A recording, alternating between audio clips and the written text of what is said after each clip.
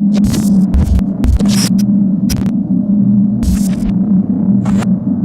to Coach's Weekly. I'm CJ Sumner here with head women's basketball coach Rusty Rogers. Coach, Happy New Year, Happy Holidays, Merry Christmas. It's finally over. You have a little time to relax over the break?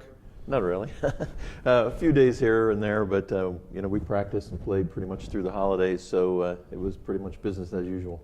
Well, you guys took it as business as usual at Marion. You guys came out in that first half and really just put the pedal to the metal and really took control of the game early.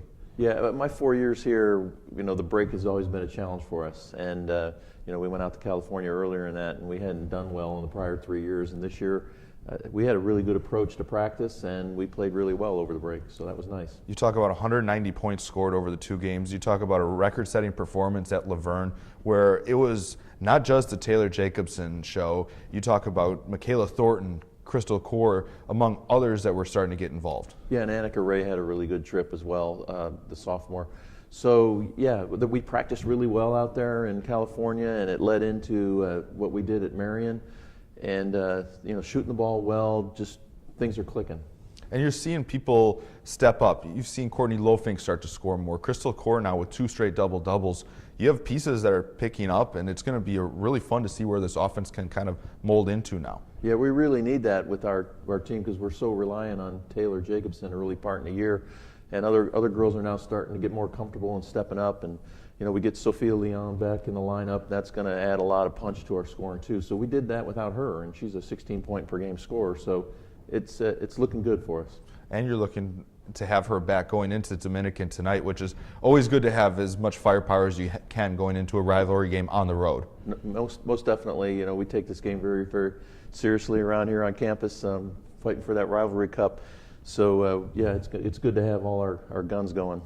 Now you do that over break, but it's a good time for the girls. They get to spend time together. How has that kind of been able to kind of jumpstart this team a little bit more, that they get to just have fun, play basketball, and spend time with each other? Yeah, I've been joking with them for the last several weeks that, this is what it's like to be a professional athlete.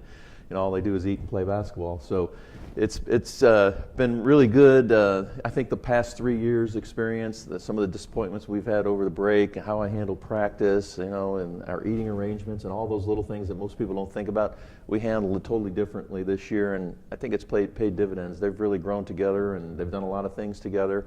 So, I think you're seeing some of the benefits of that out there on the court. And some of that benefits just from having the senior leadership that you do. No doubt about it. We have 4 great senior leaders that have been here as long as I have, and they set the tone for sure.